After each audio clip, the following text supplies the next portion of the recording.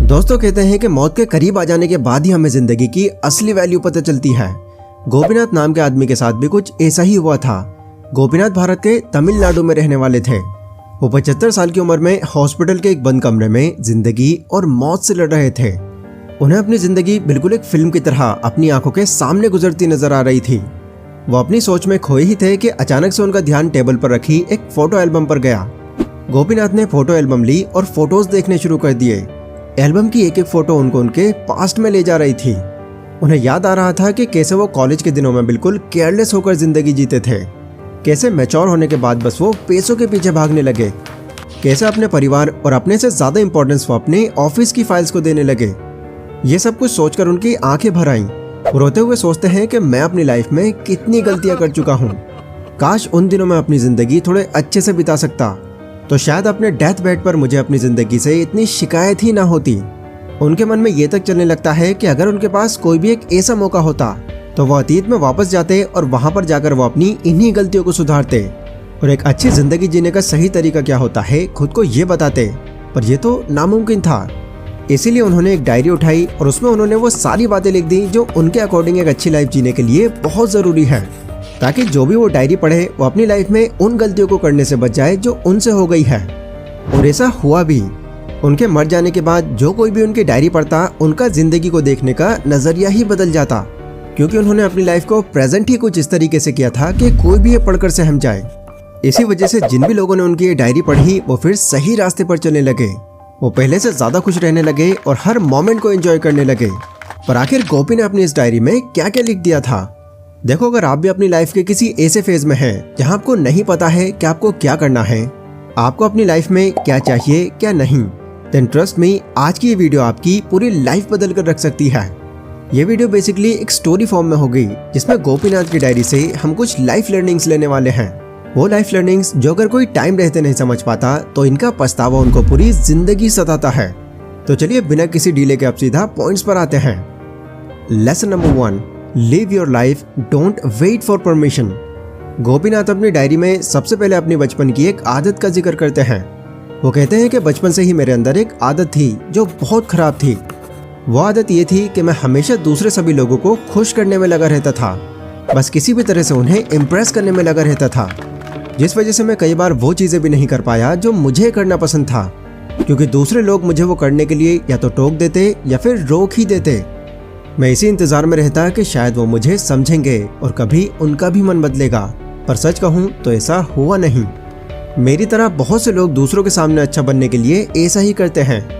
वो बात बात पर दूसरों की राय लेते हैं और अपना स्टैंड पॉइंट ही खो देते हैं, एंड इसकी वजह से वो एक टाइम पर आकर खुद को अपनी लाइफ में बहुत फंसा हुआ महसूस करते हैं। पर ऐसा होना कहीं से भी सही नहीं है, क्योंकि कोई दूसरा कभी ये नहीं जान पाएगा कि आपके लिए क्या अच्छा है और क्या नहीं। देखो, अगर आपकी फैमिली में सभी लोग जॉब करने वाले हैं पर आपको एक एंटरप्रेन्योर बनना है, तो हर बात में उनकी हाँ में हाँ मिलाने के बजाय उनको समझाने की जरूरत है। आपको उन्हें बताने की जरूरत है कि सिर्फ जॉब करते रहने से आप खुश नहीं रह पाओगे। आपका मेन गोल ये है और आपको इसमें ज्यादा इंटरेस्ट है। हो सकता है वो स्टार्टिंग में आपकी बात ना माने या फिर टाल दें, बट बार बार आपके एफर्ट्स डालने से उनको भी रियलाइज होने लगेगा कि शायद यही फील्ड आपके लिए बनी है।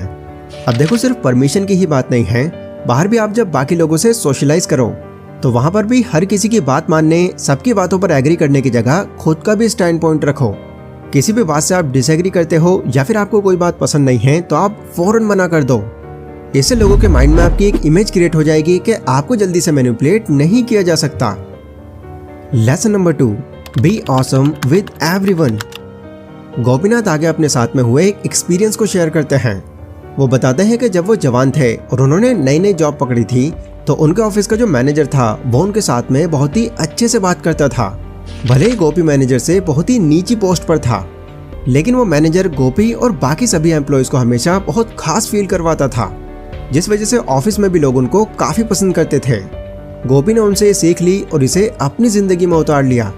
वो सबसे बहुत ही प्यार से बातें करने लगे और सबके साथ बहुत ही अच्छे से बिहेव करने लगे, जिस वजह से उनकी वर्किंग लाइफ अब और भी अच्छी चलने लगी और उनके साथ काम करने वाले लोग उनको भी वैसे ही पसंद करने लगे। यहाँ उनको ये फील हुआ कि जो आदत मैंने अब जाकर अपने अंदर डाली है ये मुझे बहुत पहले ही डाल लेनी चाहिए थी। हमारे आसपास कई ऐसे लोग हैं जो खुद को बड़ा दिखाने के लिए दूसरों को नीचे दिखाते हैं। वो हर जगह अपनी ही बात बड़ी रखते हैं ताकि किसी दूसरे को ये न लगे कि वो उनसे जरा भी कम है, पर ऐसा करके बदले में उनको कभी कुछ नहीं मिलता। इसी चीज को गोपीनाथ ने कोड करके अपनी डायरी में लिखा था कि आपको अपनी लाइफ में पैसे से ज्यादा वैल्यू इंसानों की करनी चाहिए, क्योंकि पैसा एक बार जाने के बाद वापस आ सकता है, पर एक बार अगर इंसान चला गया तो वो कभी वापस नहीं आएगा। और लाइफ में हमारा दूसरों के साथ में जैसा भी रिश्ता बनता है वो हम मरते दम तक नहीं भूलते। इसलिए खुश रहो, खुशियां बांटते रहो, क्योंकि आपके जाने के बाद आपका बिहेवियर ही होगा जो लोगों को आपकी बहुत याद दिलाएगा। Lesson number 3, take care of yourself. आगे वो अपनी जिंदगी की सबसे बड़ी गलती के बारे में बताते हैं। वो कहते हैं कि जब मैं जवान था तब पैसे कमाने के चक्कर में मैं अपनी सेहत पर बिल्कुल भी ध्यान नहीं देता था। मैं अपना खाना स्किप कर देता, नींद स्किप कर देता ताकि मुझे काम करने के लिए एक्स्ट्रा टाइम मिल सके। अपनी सेहत की परवाह किए बिना मैं दिन के 15 से 16 घंटे और कभी कभी तो 18 घंटे भी काम किया करता था, पर ऐसा रूटीन मेरा ज्यादा दिनों तक चला नहीं। जल्दी ही ठीक से ना खाने की वजह से मैं कमजोरी महसूस करने लगा और धीरे धीरे मेरी तबीयत बिगड़नी शुरू हो गई। इतना ही नहीं, मैंने ये भी देखा कि इतने घंटों काम करने के बाद मेरी प्रोडक्टिविटी बहुत बढ़ जानी चाहिए थी, पर ऐसा तो कुछ हुआ नहीं, उल्टा मैं और आलसी हो गया। जहां मैं दिन के 15-15 घंटे काम करता, अब मेरे लिए 3-4 घंटे काम करना भी बहुत मुश्किल हो रहा था। अब मैं हर समय सिर्फ ये सोच में लगा रहता कि कैसे इस काम को टालूं। ज्यादा तबीयत बिगड़ने के बाद जब डॉक्टर ने मुझे वार्न किया कि अगर ऐसे ही चलता रहा तो तुम्हारी ये बॉडी किसी काम की नहीं बचेगी, तब जाकर मुझे महसूस हुआ कि मैंने कितनी बड़ी गलती कर दी। मैं देखता हूँ कि मेरे साथ और भी कई ऐसे लोग हैं जो सेम यही सब फेस कर रहे हैं। वो लोग अपने सपने और अपने करियर के पीछे भागते भागते खुद को ही भूल जाते हैं कि वो अपने शरीर को अब कितनी बुरी तरह से ट्रीट कर रहे हैं, जिसका साइड इफेक्ट उनको एट प्रेजेंट तो नहीं बट फ्यूचर में जरूर दिखता है। अब देखो, सफलता पाने के लिए स्ट्रगल करना बहुत अच्छी बात है, लेकिन इस चक्कर में अगर आप अपने शरीर पर ही ध्यान देना छोड़ दोगे तो आगे चलकर आप कामयाब हो भी गए तो उसका भी क्या ही फायदा हो जाएगा। जब बॉडी आपकी उम्र से पहले ही जवाब देने लग जाएगी तो फिर आपकी सारी जिंदगी दवाइयों के भरोसे चलेगी। कहने का मतलब यह है कि अगर आपको एक अच्छी लाइफ जीनी है तो कामयाबी के साथ साथ आपके खुद के शरीर का स्वस्थ होना भी बहुत जरूरी है। Lesson number 4, take a risk.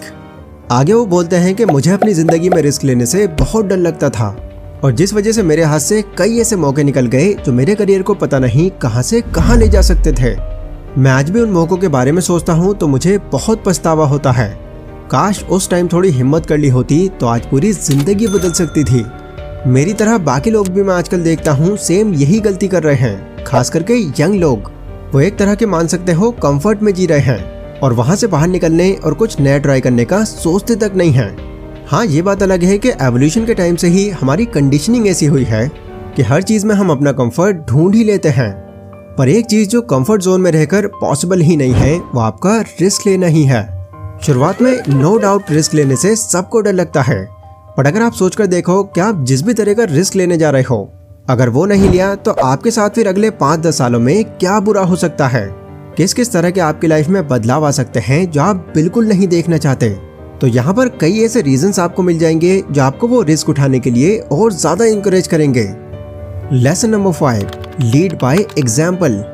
आगे वो लिखते हैं कि मैंने जहां तक इस दुनिया को ऑब्जर्व किया है ये एग्जाम्पल से चलती है। मतलब अगर आप किसी से ये बोलोगे कि तुमको एक अच्छा फुटबॉलर बनना है तो इस बात से शायद सामने वाले पर उतना फर्क ना पड़े, बट वहीं अगर आप उससे ये बोलोगे कि तुम बहुत अच्छा खेलते हो, आगे चलकर तुमको रोनाल्डो जैसा फुटबॉलर बनना है, तो इससे आप खुद ये देखोगे कि सामने वाले के अंदर एक अलग ही जोश आ जाएगा। क्योंकि हमारी साइकोलॉजी ही कुछ इस तरह की है कि लोगों की सिर्फ बातों में हम इतनी आसानी से नहीं आते और ना ही हर किसी की बात पर हम यकीन करते हैं तब तक जब तक उसकी बात का हमको कोई प्रैक्टिकल एग्जाम्पल ना मिल जाए। गोपी कहते हैं कि जब वो 15-16 घंटों वाली वो जॉब करते थे तब उन्होंने साइकोलॉजी ऑफ सक्सेस पर लिखी एक बुक पढ़ी थी जिसमें फाइनेंशियल फ्रीडम कैसे अचीव करनी है ये बताया गया था। जब मैंने फाइनेंशियल फ्रीडम के बारे में पढ़ा तो मुझे उसका पूरा कॉन्सेप्ट बहुत अच्छा लगा, जिसके बाद मैंने आसपास के सभी लोगों को उसके बारे में बताना शुरू कर दिया। पर यह देखकर मैं हैरान हो गया कि मेरी इन सब बातों को किसी ने भी सीरियस नहीं लिया, क्योंकि उनको ये लग रहा था कि मैं सिर्फ इधर उधर की बातें कर रहा हूँ। पर जब मैंने उन बातों को धीरे धीरे खुद पर अप्लाई करना शुरू किया तो मेरी जिंदगी में बदलाव देखकर वो लोग आकर अब मुझसे खुद एडवाइस लेने लगे। इसीलिए अगर आपको दूसरे लोगों को कुछ सीख देनी है तो बेहतर होगा कि पहले आपको उनको खुद पर अप्लाई करो और फिर जाकर उनको बताओ। जितना आप लाइफ को लेकर प्रैक्टिकल रहोगे चीजें आपकी उतनी ही आसान होती चली जाएंगी। तो मैं उम्मीद करता हूँ कि जितनी भी बातें मैंने आपको बताई हैं उन्हें आप अच्छे से समझ गए हो और आगे हमेशा इनका ध्यान रखोगे। और देखो यार, जितना ज़्यादा आपकी लाइफ पर आपका खुद का कंट्रोल होगा उतनी ही ज़्यादा आपको ये सोचने की फ्रीडम होगी कि अपनी लाइफ को अपने हिसाब से आप कैसे ऑर्गेनाइज कर सकते हैं। बाकी खुद के दम पर ऑनलाइन तरीकों से पैसे कमाकर आप कैसे कामयाब हो सकते हैं, इस पर मैंने कंप्लीट वीडियो बनाई हुई है। अगर आपको ये वीडियो देखनी है तो यहाँ पर क्लिक करके आप डायरेक्टली इस वीडियो पर जा सकते हैं। तो फिलहाल आज की इस वीडियो में बस इतना ही। मिलते हैं अपनी उसी वीडियो में, तब तक के लिए stay safe, stay healthy, take care.